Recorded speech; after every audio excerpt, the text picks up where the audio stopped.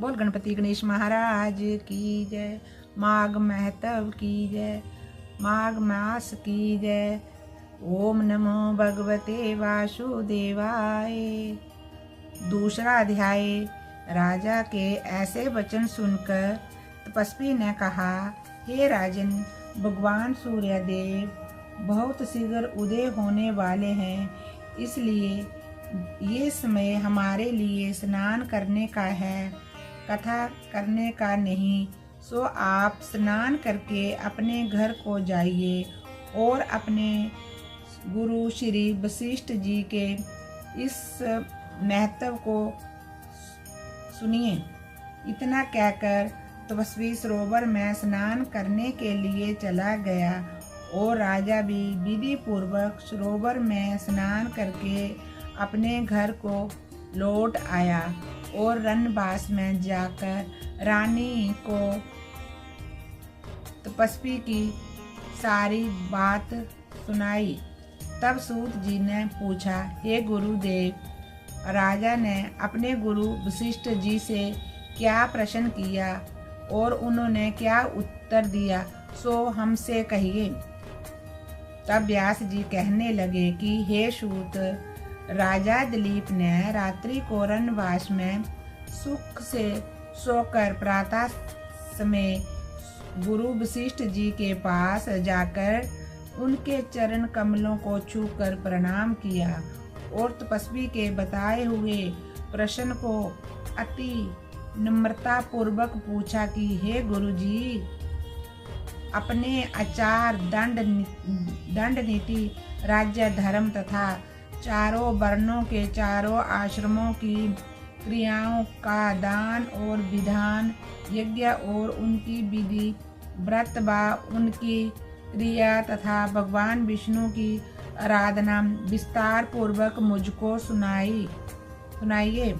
अब मैं आपसे माघ मास के स्नान को सुनना चाहता हूँ, सो आप मुझे कृपा करके बतलाइए। तब वशिष्ठ जी कहने लगे, हे राजन, तुमने दोनों लोकों के कल्याण के लिए वनवासी तथा गृहस्थियों के अंतःकरण को पवित्र करने के लिए माघ मास के स्नान का सुंदर प्रश्न किया है।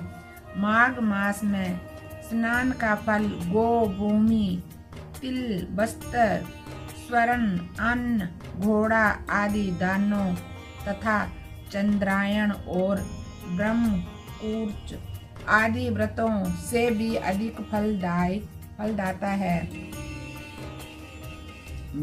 विशाख तथा कार्तिक में जप, दान और तप बहुत फल देने वाले हैं, परंतु माघ मास में स्नान करने वाला मनुष्य राज्य और मुक्ति मार्ग को जानने वाला होता है। दिव्य दृष्टि वाले महात्माओं ने कहा है कि जो मनुष्य माघ मास में निष्काम भाव से भगवान के नियमित स्नान करता है, वह अत्यंत फल प्राप्त करता है। इससे शरीर की शुद्धि, प्रीति, ऐश्वर्य तथा चारों प्रकार के फलों की प्राप्ति हो जाती है। अदिति ने 12 वर्ष तक मकर संक्रांति में अन्न नहीं खाया और माघ मास में स्नान किया। इससे तीनों लोकों को उज्जवल करने वाले 12 पुत्र उत्पन्न हुए। माघ में स्नान करने से ही रोहिणी, सुभागा और अनुर्धंती दानशीला हुई और इंद्राणी समान रूपवती होकर प्रसिद्ध हुई। जो माघ मास में स्नान करते हैं तथा देवताओं की सेवा को तत्पर रहते हैं, उनको सुंदर स्थान, हाथी तथा घोड़ों की सवारी एवं दान करने के लिए द्रव्य भी प्राप्त होता है और अतिथियों से उनका घर सदैव भरा रहता है। उनके घरों में सदा वेदों की ध्वनि होती रहती है। वह मनुष्य धन्य हैं जो माघ मास में स्नान करते हैं, दान देते हैं तथा व्रत और नियमों का पालन करते हैं। अन्य पुण्यों की क्षीण हो जाने पर मनुष्य स्वर्ग से वापस आ जाता है, परंतु जो मनुष्य माघ में स्नान करता है वह कभी वापस नहीं आता। इससे बढ़कर और कोई जप तप नियम दान पवित्र और पाप नाशक नहीं है। राजा ने कहा, भृगु जी ने मणि पर्वत पर विद्याधरों को जो उपदेश सुनाया था वही मुझको सुनाइए। तब ऋषि कहने लगे कि राजन, एक समय 12 वर्ष तक वर्षा न होने के कारण बड़ा भारी दुर्भिक्ष पड़ा, प्रजा क्षीण होने लगी, संसार में बड़ी उद्विग्नता फैल गई।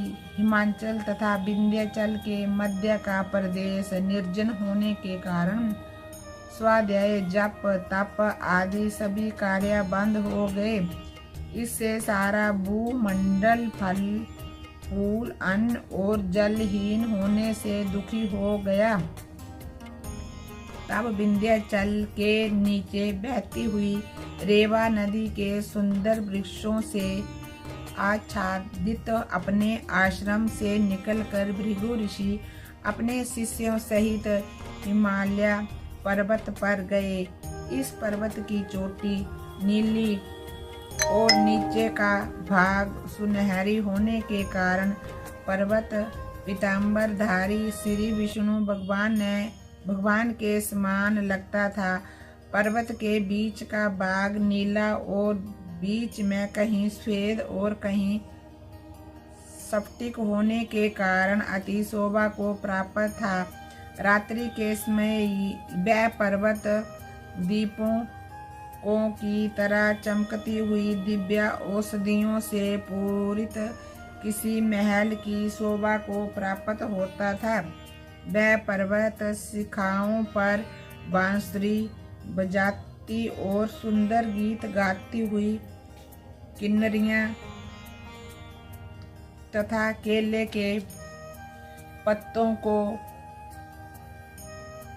पत्तों की पताकाओं से अत्यंत शोभा हो रहा था। ये पर्वत नीलम पन्ना पुखराज तथा इसकी चोटी से निकलती हुई रंग बिरंगी किरणों से इंद्रधनुष के समान प्रतीत होता था। स्वर्ण आदि सब धातुओं तथा अनेक रत्नों से चारों ओर निकलती चमक से अग्नि ज्वाला के समान शोभायमान हो रहा था।